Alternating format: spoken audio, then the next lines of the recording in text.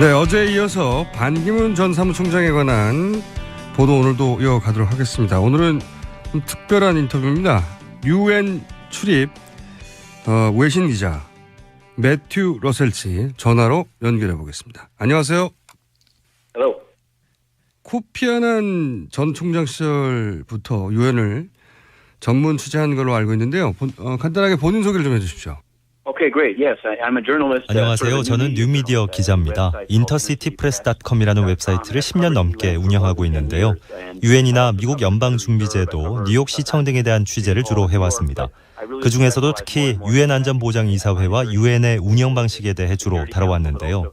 지금까지 여러 건의 단독 보도를 했고 최근에는 반기문 UN 전 사무총장과 관련된 일들에 대해서 취재하고 있습니다.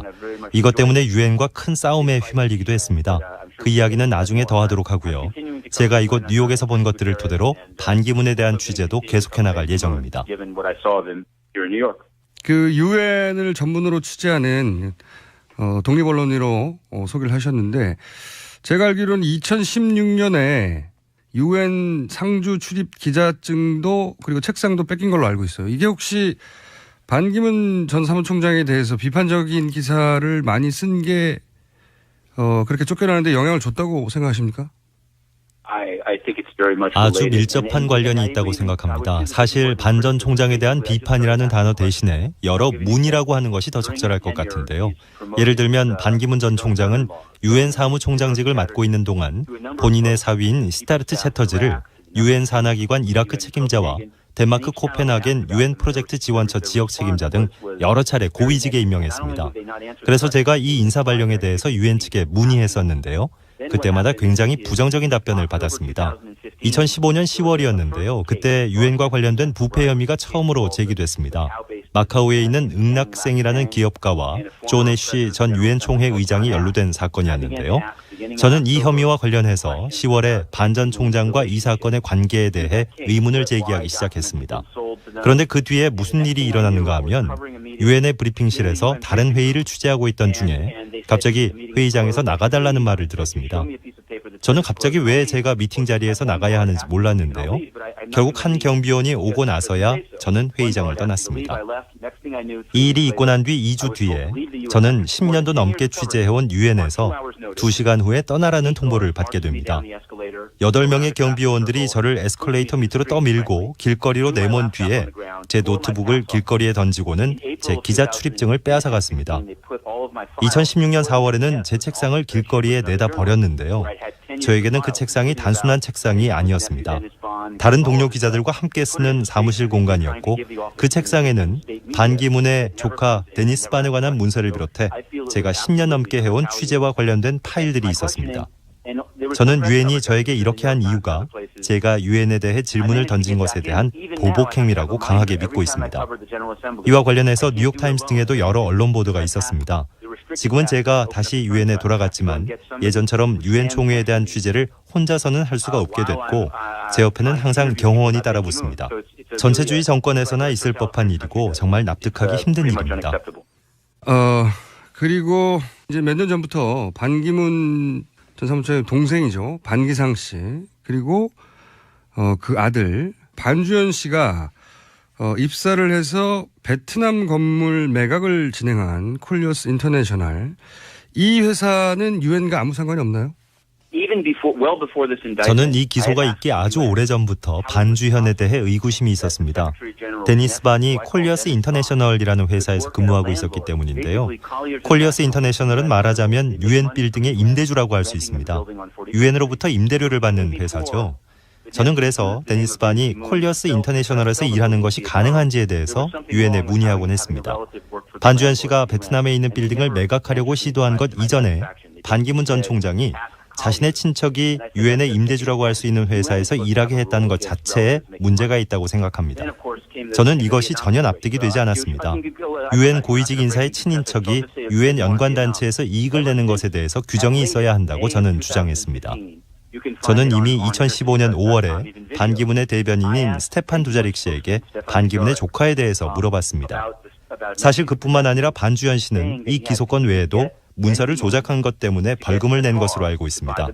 하지만 유엔은 이것과 관련해서 그 어떤 답변도 내놓지 않았으며 유엔을 담당하는 다른 기자들은 이 사건에 대해서 취재를 하지 않았습니다. 반기문이 이 사건에 대해서 모른다고 말하는 것은 전혀 말이 되지 않으며 정말 화가 나는 일입니다. 왜냐하면 2015년 5월 15일에 제가 공개적으로 그의 대변인을 상대로 반주현 씨가 왜 반기문 전 총장의 지위를 이용해서 부동산을 사들일 수 있었는지에 대한 의혹을 제기했기 때문입니다. 반기문 총장이 그 후 이 사건과 관련해 무슨 일을 했는지는 모르겠습니다. 다만 이 기소권에 대해서 아무것도 모른다고 말하는 부분에 대해서는 의심을 가질 수밖에 없습니다. 그 콜리어스가 유엔의 랜드로드라고 건물주라고 표현한 것 같은데 좀 더 구체적으로 부동산 거래를 중개하거나 혹은 유엔 관련 건물이 콜리어스 소유의 빌딩에 들어가 있거나 그런 건지 좀 구체적으로 설명해 주십시오. 좋은 질문입니다. 콜리어스는 유엔의 임대주입니다. 뉴욕의 304 이스트 45번가 주소에 건물이 있는데 콜리어스 인터내셔널이라는 간판도 붙어 있습니다. 콜리어스 인터내셔널이 유엔 본부에게 건물을 빌려준다는 것이 다 알려진 사실이다. 번번이 얘기해 왔습니다. 그렇기 때문에 유엔 사무총장의 조카가 이 회사에서 일하는 건 이해관계의 충돌입니다. 그리고 콜리어스 건 외에 베트남 건물 매각건에 대해서도 반주현은 반기문의 친척이라는 지위를 이용하려고 했습니다. 내 삼촌이 반기문이기 때문에 이 건물을 매각할 수 있다고 한 거나 마찬가지였는데요. 실제로 기소 시점과 반주현 씨가 건물을 매각하려고 했던 시점이 딱 맞아떨어지는 기간인 2013년 9월 24일에 반기문 전 총장은 카타르 국왕과 그 당시 노스론 빌딩 안에 있던 자신의 유엔 사무실에서 만났습니다. 저는 이 건물과 관련된 이야기가 나왔는지를 확인할 수 있게 그때의 녹취 파일과 실제 미팅 기록을 받을 수 있는지에 대해서 물어봤지만 거절당했습니다. 검찰이 사건을 조사하는 데 있어서 이런 녹취 파일 등이 필요할 텐데 확보하려고 하지 않았습니다. 아무래도 상대가 유엔 사무총장이기 때문인 것 같습니다. 저는 반 전 총장이 자신의 조카가 건물 매도를 시도했는지에 대해서 미리 알고 있었다고 생각합니다. 하지만 그 사실보다도 카타르 국왕과의 면담에서 이 사안에 대해서 얘기를 했는지 안 했는지에 대해선 꼭 알아야 한다는 겁니다. 반기문 전 총장이 실제로 언급을 했는지 저는 모르지만 완전히 불가능한 일도 아니라고 생각합니다. 이번에는 그 반주현 관련해서 그 반주현 씨가 이 카타르의 건물을 팔기 위해서 그 카타르의 관료를 매수하려고 50만 달러를 뇌물로 건네줬다는 브로커가 있습니다. 그 브로커가 말콤 해리스라고 알려졌고 이 사람이 최근에 체포가 됐는데 그런데 이 말콤 해리스는 유엔과는 아무 상관이 없는 사람인가요? 제가 그와 관련된 기사도 쓴 적이 있는데요. 말콤 해리스가 2007년에 유엔과 함께 진행하는 프로젝트에 대해서 자랑하고 다닌 적이 있습니다. 디자이너스 포 다르푸르라는 프로젝트를 진행하고 있고 그 당시 안토니오 후테레스가 수장이던 유엔 난민기구와도 사업을 진행한다는 이야기를 했습니다. 해리스는 이미 그때 유엔 쪽에 발을 넣고 있는 상태였죠. 물론 그는 최근에 멕시코에서 체포되긴 했습니다. 어쨌든 말콤 해리스는 자신이 유엔과 관계가 있으며 유엔과 사업을 진행했다고 얘기한 적이 있는데 지난주 금요일에 저는 유엔에 말콤 해리스와 관련된 파일을 찾아달라고 요청했지만 이것에 응해주지 않았습니다. 질문에 계속 답변하자면 제가 반기문 전 총장이 유엔을 떠난 이후에 반 전 총장과 관련된 질문을 할 때마다 유엔 측에선 저에게 반 전 총장의 새로운 대변인 이도훈이라는 사람에게 문의하라고 얘기하고 있습니다. 하지만 제가 가진 이 모든 질문들은 유엔과 관련된 질문이고 반기문 전 총장이 유엔에 있는 동안에 있었던 일들입니다. 반기문 전 총장은 임기 중에도 제 질문에 제대로 된 답을 준 적이 없는데 퇴임 후인 지금은 제 질문에 대답을 더 안 할 겁니다. 그래서 유엔 쪽에서 답변을 해줘야 한다고 생각합니다. 그러면 유엔 난민기구하고 일한 적이 있다고 말콤 해리스 본인 입으로 2007년에 말한 적이 있다. 그건가요? 확인해보자면 다시 한번. 그렇죠. 그 발언과 관련된 기사도 있습니다. 해리스가 자신이 유엔과 함께 진행하는 프로젝트에 대해서 자랑하고 다녔습니다. 말콤 해리스가 자기 PR을 위해서 했는지도 모르겠지만 안젤리나 졸리에 대한 언급도 했는데요. 공개적으로 유엔 프로젝트에 대해서 한 발언들이 기사로 게재됐습니다. 자, 그 다음 질문은 그러면 이제 반기문 사무총장의 이제 두 번째 남동생이죠. 반기호 씨가 미얀마의 광산 사업과 연관이 있다라고 하는 주장을 하신 기사를 읽어본 적이 있는데 이 반기호 씨가 미얀마를 방문했을 때도 유엔 델리게이션이 함께 했었다라고 하는 기사를 읽은 적이 있어요. 관련 내용을 좀 설명해 주세요. Okay, I will. 네, I 제가 began 이것과 asking about 관련해서도 this 질문을 again 던진 before I 적이 was thrown out 있습니다. of the building. 아마 그래서 유엔에서 저를 싫어했던 걸 수도 있죠.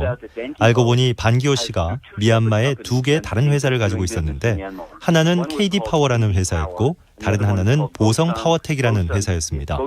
여기서 문제는 그가 유엔 미얀마에서 사업을 할 수 있게 된 것과 관련해서 미얀마 유엔 대표단으로도 기재돼 있었다는 겁니다. 이것은 명백한 이해관계 충돌입니다.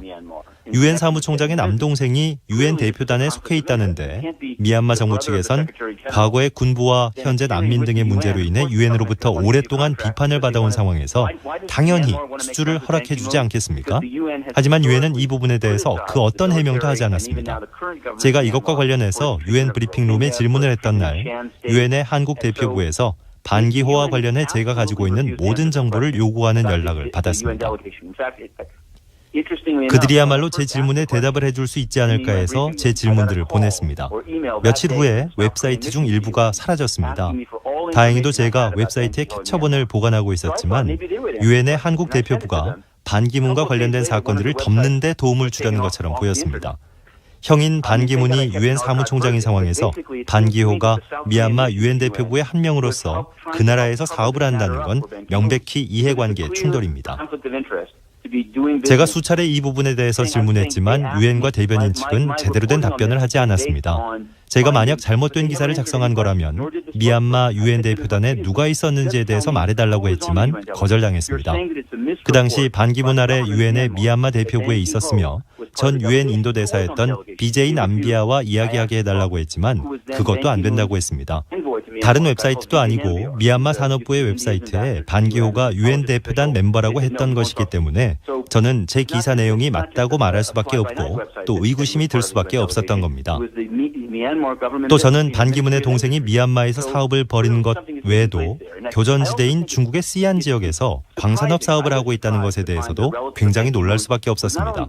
특히 유엔 사무총장의 동생이 사람들이 정부의 손에 죽어가고 있는 교전지대에서 광업을 하고 그것으로부터 이익을 거둬들이고 있는 일은 엄청난 논란이 될 만한 일이며 솔직히 아주 역겨운 일이라고 생각합니다. 제가 보도한 그대로입니다. 미얀마 정부 웹사이트에서 반기호가 유엔 대표단의 일원이라고 했고 또 반기호는 미얀마에서 사업을 했고 이것은 이해관계 충돌이기 때문에 유엔 자체적으로 조사를 했어야 합니다.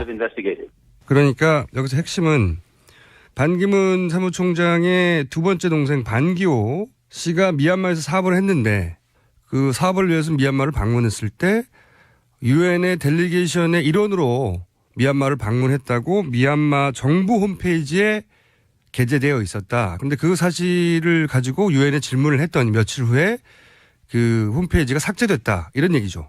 자, 그렇다면 조카는 카타르 투자청을 대상으로 해서 베트남의 건물을 팔려고 했고 그때 반기문 총장의 명성을 이용했다는 게 기소장의 내용인데 그런데 반기문 총장이 카타르 정부와는 특별한 관계에 있었다고 보십니까? 네, 그렇다고 생각합니다. 이 사건이 터지기 이전에도 저는 반기문 전 총장이 카타르 정부가 지원한 비행기를 타고 다닌다는 사실을 들었습니다. 가자지구 내전 기간 중이었는데요. 공식적인 발표는 아니었지만 유엔 대사 중 한 명이 저에게 반 총장이 분쟁 조정을 하러 가는 자리에 카타르에서 지원한 비행기를 타고 갔다고 불평을 털어놨습니다. 저는 여러 차례 누가 반기문 총장의 중동 방문을 재정적으로 지원하는지에 대해서 물어봤습니다. 카타르가 후원한다는 부분을 유엔이 인정하기까지 3일이 걸렸습니다. 그래서 저는 그것이 도덕적으로 옳은지 또 최소한 이런 사실이 공개돼야 하는 것인지에 대해서 의문을 제기했습니다. 그것도 아니면 반 전 총장이 자비를 들여서 했어야 하는 게 아닌지 카타르에서 이 비행을 후원받고는 그 사실을 숨기려고 했는지 수상쩍다는 생각이 들 수밖에 없었습니다. 그러면 안 됨에도 불구하고 반기문 전 총장이 카타르에서 지원하는 전용 비행기를 타고 다녔다는 사실을 유엔의 대사들이 알기 때문에 반기문 전 총장의 조카가 삼촌을 이용해서 카타르가 건물을 사들이도록 하겠다고 얘기할 가능성이 충분히 있다고 생각하는 겁니다. 그러니까 지금 말씀하신 내용은 카타르 정부가 반기문 총장에게 무료 제트 비행기를 전세 내줄 정도의 관계가 특별한 관계가 있었다 이렇게 주장하시는 거고 그렇다면 이 문제에 대해서 유엔 내에 조사기구가 따로 있는 걸로 아는데 혹시 유엔 내에서 이 문제에 대해 조사한 사실이 있는지 아십니까? To my knowledge, none. And that's really 제가 one of the 알기로는 problems. 없고 이것은 아주 심각한 문제입니다. 그 기관에서 부정한 일이 생길 경우에 괜찮은 건지 아닌지에 대해서 조사를 해야 하는데 반기문과 관련된 이 모든 일들과 관련된 조사를 진행한 적이 없다는 겁니다. 이 조사기구가 유엔 총장의 비리에 대해서 조사를 하기는커녕 오히려 반기문 전 총장이 내부 고발자를 뒤쫓는 데 사용하는 도구가 됐습니다. 한 예로 중앙아프리카 공화국에 있는 유엔의 한 직원이 어린아이들을 상대로 강간이 있었다는 사실을 폭로했는데 가해자는 조사를 피했지만 오히려 내부 고발을 한 직원이 조사를 받아야 했습니다. 카타르 지원의 전용 비행기, 반기문 전 총장 조카의 베트남 빌딩 매각건, 반 전 총장 동생 반기호 씨가 미얀마 유엔 대표단에 있으면서도 사업을 한 점에 대해서 조사를 한 적이 없는데 만약에 조사를 진행했다면 그것을 공개해야 합니다. 예전에 태국의 잉나치나와카와 마카오의 사업가들에 대한 사건을 다루기도 했습니다. 그것도 반기문 체제 유엔이 부정부패에 얼마나 소홀한지 또 모든 것이 세일즈 중심이었다는 것을 보여줍니다. 예를 들자면 한 사업가는 노예 기념관을 재정적으로 지원하기만 하면 원하는 것을 얻을 수 있었고 돈만 대면 유엔 사무국으로부터 공문서든 뭐든 얻을 수 있었던 겁니다. 반기문은 돈 있는 사람을 위해 유엔을 사탕가게로 변질시켰습니다.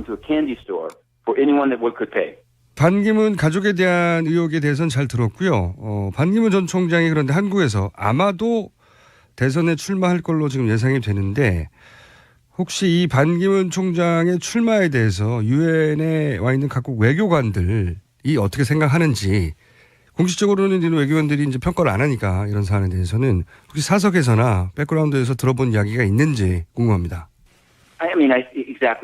사람들이 공적으로 유엔에 대해서 얘기하는 것과 사석에서 이야기하는 내용에 아주 큰 차이가 있습니다.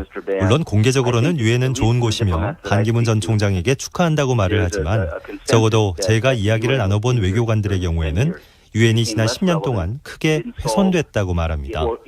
정치적으로 큰 문제는 물론 상대적으로 작은 문제라고 생각되는 부룬디, 예멘, 미얀마 등에서의 문제들도 해결하거나 중재하지 못했습니다. 반기문 전 총장은 각 당사국으로부터 존중을 이끌어내지 못했으며 그나마 이뤄낸 게 있다면 파리 기후협약인데 이것은 반 전 총장이 없었어도 체결됐을 겁니다. 어쨌든 솔직히 말하면 유엔에서 일하는 대부분의 사람들은 이미 반 전 총장에 대해서 크게 신경 쓰지 않고 새로 취임한 사무총장에 더 집중하자고 말합니다. 저 역시 신임 총장에게 관심을 갖고 있습니다. 얼마 전에도 후테레즈에 대해서 단독 보도를 한 바가 있습니다. 하지만 유엔 내부의 대체적인 생각은 반기문이 친족 등용과 부정부패뿐 아니라 무능함으로 유엔의 격을 떨어뜨렸다는 겁니다. 지난 10년 동안 반기문이 해소한 국제 분쟁이 단 한 건도 없다고 생각하는데 솔직히 아주 형편없다고밖에 볼 수 없습니다. 한 예로 현재 시리아 특사로 있는 스테판 데 미스투라는 반기문의 사위를 고위직에 선출했고 이것으로 인해 반기문 전 총장의 측근이 될 수 있었던 겁니다. 유엔의 시리아 특사로 알려진 스테판 데 미스투라는 인도 군 출신이며 반기문의 사위인 스타르트 셰터지를 승진시켜줬고 반기문 전 총장의 친구가 될 수 있었습니다.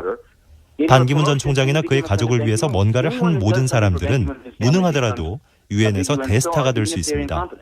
저는 금요일에 주 유엔 미국 대사인 사만사 파워에게 반기문 전 총장 가족의 부패 혐의에 대해서 물어봤습니다. 그녀는 유엔과는 아무런 상관이 없는 사건이라고 대답하더군요. 전 세계에서 반기문을 좋아하는 나라가 딱 한 곳 있는데 바로 그곳이 미국입니다. 반기문 전 총장은 한반도 사드 배치에 긍정적인 입장을 표명했고 또 사우디아라비아의 연립정부를 이끌었는데 이것도 미국의 지지를 얻었으며 수많은 아동을 살해한 예멘의 폭격으로 이어지기도 했습니다. 하지만 반기문 전 총장은 그 이후에 사우디아라비아를 유엔의 블랙리스트에서 제외했습니다. 물론 유엔이 한국의 대통령이 누가 될지를 정하진 못합니다. 하지만 반 전 총장은 단 한 번도 중국, 러시아 등 세계 강국들을 비판하려고 하지 않았고 모두를 만족시키기 위해서 노력했습니다. 결국 이 모든 것이 본인이 한국에서 대통령으로 출마하기 위해서 한 것들이었습니다. 하지만 그 과정에서 그는 유엔의 격을 낮추고 신뢰를 떨어뜨렸으며 그 결과 유엔은 현재 겨우 생명만 유지하고 있는 상태입니다.